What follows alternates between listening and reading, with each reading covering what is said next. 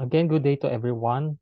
For this afternoon, we'll just continue with our discussion, specifically on the therapeutic drugs and use of herbs in pregnancy. Um, Actually, the topics that we have ended up last time is in relation to the various substance abuse, its effect to the maternal and the fetal development. However, there are uh, particular use of why there are some supplements that are being prescribed to pregnant mothers. Number one is basically to supplement nutrition because due to hormonal changes, there could be a concern when it comes to the nutritional balance of the pregnant mothers. And the other one is because of the hormones, there are some discomforts that most of the pregnant mothers will experience, and supplemental uh, drugs is very essential to consider the balance and to consider the prevention of these discomforts and probably complications. So first, we'll proceed with the most common uh, supplement that the pregnant mothers are taking. So, in the third trimester of pregnant mothers, it is expected that there is a decrease in the hematocrit, mainly the chances that pregnant mothers could be high risk of maternal iron deficiency anemia. So, that's why as it increases the fetal development through those trimesters, the higher needs that it may consider, and thus the chances that the blood volume of the mother will basically expand and chances to lead to a concern with anemia. So particularly because of the decreased hematocrit, maternal iron deficiency anemia is very common. So the usual recommended daily allowance for a non-pregnant mother or non-pregnant individuals 18 to 30 years old is 18 milligrams, which is compared as higher during pregnancy, which is 27 milligrams per day. So to prevent this maternal iron deficiency anemia, the the client are prescribed with iron based supplements, or they are given with the iron supplements such as the ferrosulfate. However, there are some situations that side effects are very common, such as nausea, constipation, black tarry stool, GI irritation, epigastric pain, vomiting, discoloration of urine, and diarrhea. So, if you will notice, there is GI irritation, epigastric pain, 6, vomiting, and number 1, nausea, because although this is basically recommended to take it on an empty stomach, but it should be supported with water or non-acidic juices so that to neutralize also the effect of the hydrochloric acid with iron. Thus, if the patient may have constipation as a side effect, then pregnant mothers could be advised with fluid intake as a non-pharmacological management, and thus physical activities. The black tarry stools are expected to clients who are taking iron-based supplements because most of the iron are metabolized through GI. So that's why via the GUT, it may reflect its metabolic excretions through the stool. So, and thus, it is also expected via urine, but most common ito sa black tarry stools. Now, as for nursing responsibilities, if a pregnant mother is taking a liquid form of iron, um, the concern is that the liquid form can cause a stain or tooth discoloration. Thus, what could be the way to prevent this tooth discoloration is to use a straw, or somehow to prevent the contact with the teeth or tooth. It is usually absorbed or best absorbed by an empty stomach. However, it must be with water and juice, non-acidic juices, so that to facilitate efficient absorption. And if uh, iron-based supplement or ferrosulfate could be uh, given with vitamin C, the vitamin C will help to increase the absorption of the iron. So that's why it is usually taken the ferrous sulfate with ascorbic acid or on other vitamin C supplements. There are some foods that can basically decrease absorption of the iron, such as we have the milk, cereal, tea, coffee, and eggs. These are the foods or drinks that may basically um, decrease absorption of iron. Thus, the other supplement that the patient or the pregnant mother may take on the early pregnancy is the supplements such as the folic acid. Vitamin B9, okay? Vitamin B9 is very important so that to facilitate effective development of the nervous system. Very crucial po yan in the first trimester because from the first month of the first trimester up to the end of the first trimester going to the second trimester is very important because that's the period of viability once it's reached to 21 weeks. Now, if we have the folic acid or the folate, the recommended daily allowance is 180 micrograms. But for pregnant mothers, it will basically increase from 0.4 milligrams. So be uh, cautious with the with the units. 0.4 milligrams to 0.8 milligrams for 2 to 3 months pregnancy. For someone who's planning for pregnancy prior to that, individuals could be advised already of folic acid. Once positive, the 2 to 3 months of pregnancy, very crucial, is considered as very crucial management to consider the intake of supplements such as the folic acid. So, if there will be folic acid deficiency, it may result to number one, major complications to the mother and thus may also affect directly the fetus. So if there will be decrease in the folic acid, there could be chances of spontaneous abortion or miscarriage. It may directly cause birth defects, neural tube defects, which mainly important in the development. Uh, there could be premature birth or delivery, low birth weight, and premature separation of placenta. The premature separation of the placenta, as expected, supposedly the delivery must initially have first the baby, then the placenta. If it will initially start the separation of the placenta, the chances that may cause the bleeding. Okay? And thus it may cause a problem with the mother and thus it may cause also suffocation with the baby. So in this situation, to prevent this problem, it may cause the supplement of the folic acid. Now, um, you may discontinue the folic acid supplementation if there are adverse reactions. And the 1 to 5 that I am presenting to you now are very common hypersensitivity reactions or allergic reactions. If the patient starts to experience allergic bronchospasm, so this is the what we call difficulty of breathing, any hypersensitivity reaction may release the histamine and may narrow the airway passages. Once it may narrow the airway passages, chances that it may cause the possibility of decreased oxygen intake and decreased removal of the carbon dioxide out of the body.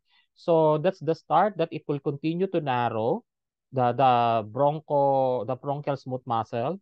It will contract and narrow the airway passages. So this may cause the possibility of anaphylaxis. So if it will continue to deprive oxygenation on the supply of oxygenation, it may cause anaphylactic shock because basically it may affect the circulating blood. So very common also to have rashes. So discontinue the drug. And the rashes that we're talking about is urticaria. Pruritus is a medical term that is being used for itchiness. Erythema is a medical term that is being used for redness. So the number 2 to 4 is the effect of the release of the histamine. So as also with number 1, because number 1, the histamine 1 is the one that causes also uh, contraction of the bronchial smooth muscle. And general malaise is expected once clients are already experiencing anaphylaxis due to deprivation of oxygen. So general malaise is a term used for weakness. Now, let's have the self-assessment exercises. With the self-assessment exercises, I may reveal the answers because of the constraint with our platform. However, if there are questions or clarifications, please indicate it in the chat box, or you may raise your hand and unmute. So the first question is related to the nurse assists the client who is constipated.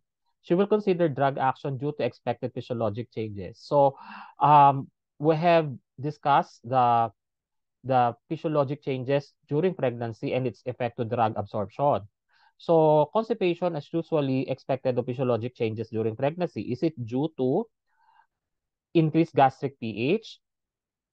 Is it decreased GI motility, expanded maternal blood volume, or the increased GFR?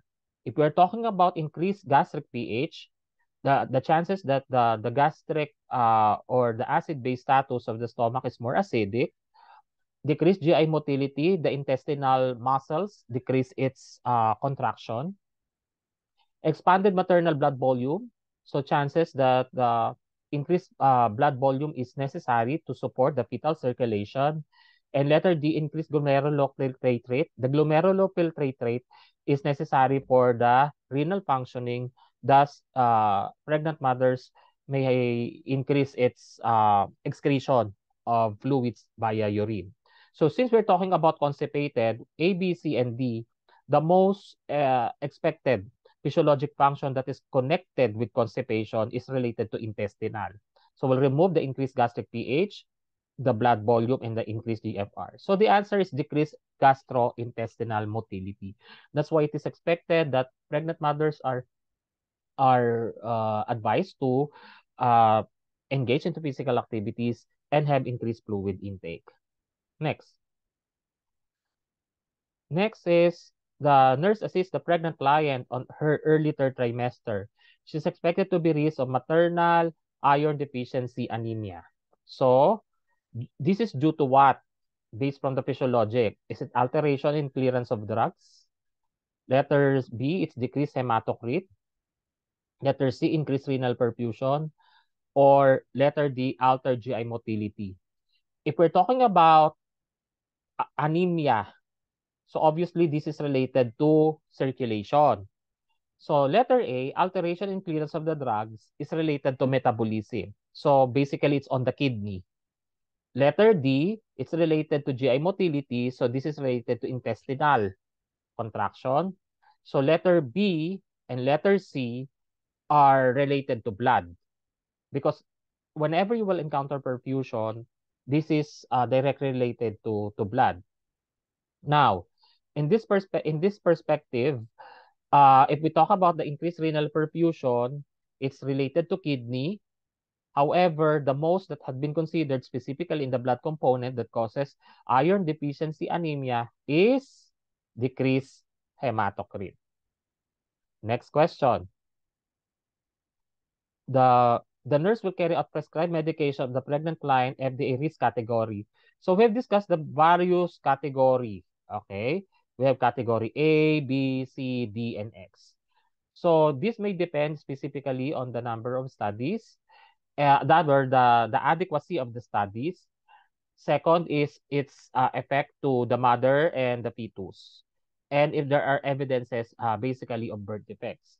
So A is more on the answer letter A, because usually letter A or category A may have high evidence of safety because of well-controlled studies and no evidence of risk for both mother and the fetus. However, in letter B, fail to demonstrate risk with no adequate studies. This is still safe, but adequacy when it comes to studies are insufficient. So this is category B. The fetal adverse effect with no adequate studies. So this is more on adverse effect that commonly had uh, a reaction with the fetus. So that is category C. positive evidence of human fetal risk. Ibig sabihin, these are evidence, there are already evidences of studies that may cause adverse reaction to the baby. So that is category D. And if it is mainly considering po that there is already identified birth defects, that's category X. Next question. Next question is we have, the nurse administer a drug to a pregnant client. Which of the following drug is in FDA risk category X? So expect the drugs could be considered as choices. A, B, C, D. Is it folic acid? Is it letter B, metformin? Is it letter C, amoxicillin? Or letter D, simvastatin? Mainly, one that will, if you can still remember what we have discussed in the pharmacovigilance on the study of adverse reactions to the miscellaneous reactions, one of the drugs that is enumerated here are teratogenic, and thus it may cause also a problem with the liver, or it could be hepatotoxic. So, I'm sorry. Let's minimize this. Okay. Okay. Now, there's a question, or there a question. Okay. So thank you for the response. So class one that has been considered po that is safe. That's why we have advised it to prevent neural birth defects or neural tube defect is folic acid. So this is basically category A. Letter B or letter C are considered as category what? These are category B that are accepted if there are diabetes-induced pregnancy, and the other one is clients who may have infection. Amoxicillin is considered safe. But again, there's no adequate studies. So the other one, so the answer is letter D. So for those who have answered, thank you, because you are correct. Simvastatin are usually the anti-hyperlipidemia or anti-hypercholesterolemia as statins are not advisable for the pregnant mothers because this is hepatotoxic. Second, this is also teratogenic. Next question. Next question is related to the pregnant client consulted an obstetrician due to intake of cocaine. The nurse is aware that it may lead to fetal effects. So which of the following fetal effects? Is it fetal alcohol syndrome? Is it toxicity to embryo? Is it decrease to head circumference? So let's see. Or neonatal meconium stain. So the fetal alcohol syndrome are identified with what? Fetal alcohol syndrome are identified with alcohol. At toxicity to embryo, pag 6 to 8 cups, it's already category C. This is for caffeine. So we have only letter C or letter D. The neonatal meconium aspiration syndrome is a usual neonatal effect pagka ito po ay particularly with heroin. So the answer is letter C. Pag nag-cocaine po, is expected to have decreased head circumference. Okay. On the perspective of let's see, the pregnant client is known smoker, is being educated by the nurse since she's series of what? So the client is taking tobacco. Oh yeah, sinabi ko sa inyo, the nicotine is very harmful. So which of the following could be high risk? Spontaneous abortion, this is on the maternal, degenerative placental lesion, preterm labor, or decreased intervillous blood flow. When we talk about nicotine or effect of smoking, always bear in mind that it will direct its effect to blood vessels. So which of the following could be? So it's either letter B or letter D. But basically, at the nicotine kasi, since it's harmful, it may cause effect to tissues directly. So in letter D, it will just affect the blood flow. But which of the following could consider po specific and direct? Pag sinabi natin ito, it may not cause the healing. So the answer is degenerative placental lesions, meaning it may cause the lesions, it may not heal anymore. So that's the effect of the nicotine. Okay, next question. Next question is we have the nurse is aware of recommended daily allowance of iron during pregnancy. So, is it 18 milligrams per day? Is it 27 milligrams per day? Is it 0.4 milligrams? Or is it 0.8 milligrams? So, the answer here is 0.4 milligrams to 0.8 milligrams are recommended allowance for pregnancy 2 to 3 months by Folic. The 18 milligrams per day is a recommended daily allowance for non-pregnant individual. So the answer is 27 milligrams per day. Now, we will be talking about some of the herbal preparations that may merely cause risk for pregnant mothers. Disclaimer po, we are the photos or the brands that have been posted are captured for purposes of familiarization and for education purposes, but not mainly to consider negative uh, advertisement specifically to the brands, but for you to be more aware of the herbal supplements that may cause an effect to pregnant mothers. So what are those herbal preparation that should be avoided during pregnancy? Ito pong feverfew and sage is a dietary supplement. And if it is a dietary supplement, these are emmenagogues. If we say emmenagogues, usually pregnant mothers could be high risk of bleeding. And emmenagogues may cause or may induce blood flow. So in the uterus. So pwede siyang abortifacient. Pwedeng mag-cause siya ng bleeding. So please have this avoided to pregnant mothers. Next, kava. Eto somehow you are familiar with this. It's just in our surroundings lang ito. So basically ang kava po kasi ay being used to a stress relief supplement. But again, this must be avoided to pregnant mothers kasi nagdi-decrease ang platelet. So alam naman natin that once it may lead to the possibility of decreasing the platelet, it may cause the chances po of what? It may lead rather to chances of bleeding. Another, dongquai, ito familiar kayo. Dongquai, garlic, ginkgo biloba. So, usually, these are dietary supplements. However, this may cause a chance of bleeding if when used with anticoagulants sa mga rin. Okay? So, alam naman po natin for pregnancy, any small amount of blood, spots are already very crucial because chances that it's not anymore expected to have a blood or spotting because again this may trigger specifically a chance of miscarriage. Next po, ginseng. Ginseng is usually a supplement that is used for immune and energy. Familiar kayo because these are being used in the mga Korean medicine or medical management. However, these are not advisable for pregnant mothers because this may decrease the action of anticoagulants. Thus, this may lead to possible bleeding. St. John's wort.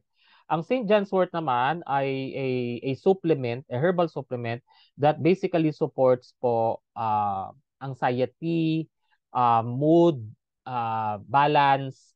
Pero ito po ay pwedeng mag-lead sa birth defects because pwede po siyang mag-lead into mutagenic effects that may affect the developing embryo. Okay? So these are some of those supplements. Next, pennyroyal. Ang pennyroyal naman po is an organic herbal preparation. Once taken by oral or applied to skin, this may cause the possibility of the chance that may stimulate uterine contraction or bleeding. So, abortifacient po ang pennyroyal. So now, there are some discomforts that pregnant mothers may experience and what could be the drug of choice. It is very important for nurses to know the drug of choice. And these are common, for example, nausea and vomiting. These are minor discomforts during pregnancy.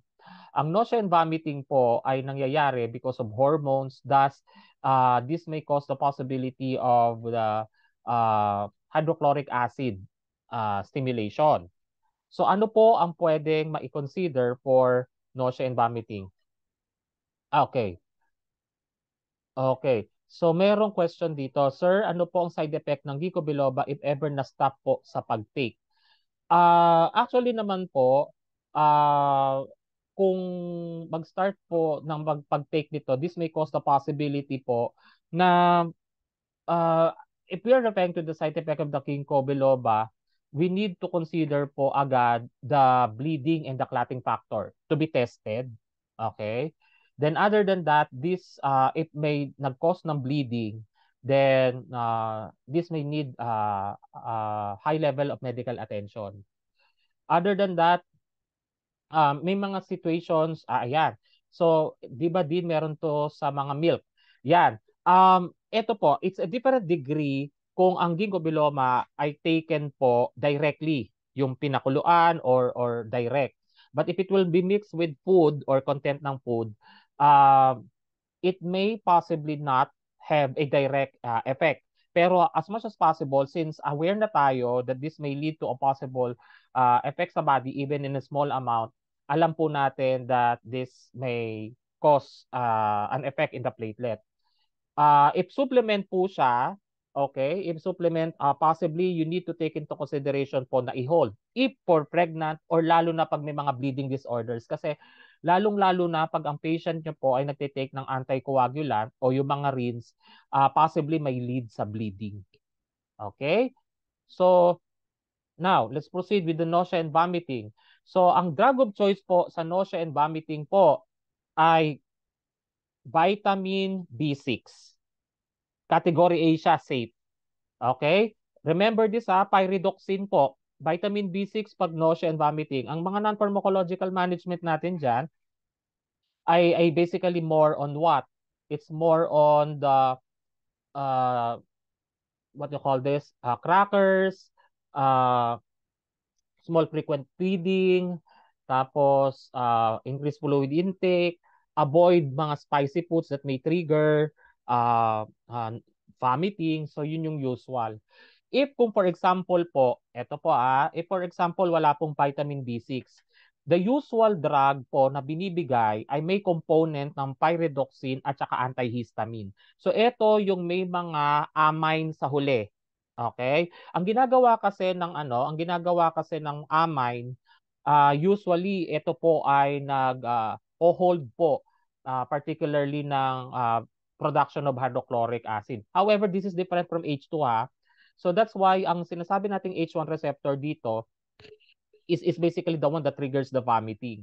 So dito po, ang second po ay doxyalamine succinate o pyridoxine kung wala pong pyridoxine. But again, vitamin B6 is a drug of choice. Promethazine is category C. Kung napansin niyo category C, category C. So medyo meron po itong effect, possible effect po sa baby kasi nga ang mga amines, ito thiazines are mga narcotics ito na pwedeng mag-lead into the possibility po ng possibility na ang baby mo ay mag-decrease or maging passive yung response sa physical activities. So, however, pag sinabi nating category C, ito yung mga second choices but however, the category A is the more considered choice po or drug of choice. So, pag promethazine, hindi po pwede ito sa may mga depression, okay? Ang scopolamine po, amine, ayan, amine, ay cautious po tayo pag may mga kidney at saka renal disorders. So, again, ang pag nausea and vomiting is more on the vitamin B6 or pyridoxine. Ito, very common ito. Category B. So, ang ibig sabihin, pag walang pyridoxine, ibibigyan ng metoclopramide. This is usually Plasil na somehow nag-enhance ng motility pero and accelerated yung emptying ng stomach para hindi mag-cause mag-trigger ng increased hydrochloric acid production. So, drug of choice letter A could be category A is the pyridoxine or vitamin B6. Ang second choice natin ay metoclopramide or Plasil. And the rest are those na may mga antihistamine katulad ng scopolamine, promethazines, at saka the other one that had been enumerated. Okay, next po, another discomfort that the patient may have is pain. Ang usually naman that the thing that happens usually 26 weeks of pregnancy, nagre-result po ito sa mga hormonal changes sa body na pwedeng nagko-cause ng headache, eye strain, at saka sinus congestion. The non-opioid analgesic that is safe for all trimesters, nasabi ko nga sa inyo, ay acetaminophen. So, it can be used in all trimesters, pero lahat ng mga pain relievers, lahat ng sobra, the effect could be in the kidneys or the liver. So, careful po tayo. So, next, heartburn. Usually, ang heartburn po ay nangyayari pagka nagkakaroon ng increased hydrochloric acid reflux. So, parang ito yung mga nagja-GERD, so gastroesophageal reflux disease. So, kung nag-heartburn ng pasyente ninyo, it's because of the esophageal tissues ay affected because of the reflux of the acid at doon nagko-cause ngayon sa heart ng friction and gas causing the pain. So, ang usual, pwede po ito, antacid po ang usually. Ang mga patient po, tandaan nyo ito ha, usually ang heartburn or pyrosis ay 80% of pregnant patients are experiencing this. So, in this perspective, patient may take aluminum hydroxide. But, again sabi ko sa inyo, pag ang patient po ay constipated, do not use antacids na may aluminum.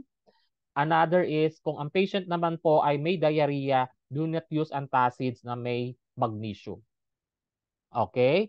So, next po is, eto naman ay meron ng magnesium, meron ng aluminum, at meron pang simeticone. Yung simeticone is the one that neutralizes yung acid.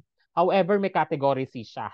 Kasi bakit? Kasi somehow, this may cause the possibility rin po na may laxative effect. Alam nyo kung bakit. Kung may laxative effect po ito, ang pasyente mo, yung intestinal motility ay mag-i-increase. These are also used as anti-flatulent. Okay? Usually itong magnesium aluminum hydroxide with simeticone, Maalox ito by brand name. And basically po, anti-flatulent, these are usually sa mga may mga gas formation, sa mga kabag, ito po ang drug of choice. Other than with the Buscopan. Pero ang most ito ay kino-consider ito as anti-lute at neutralize niya ang gastric acid.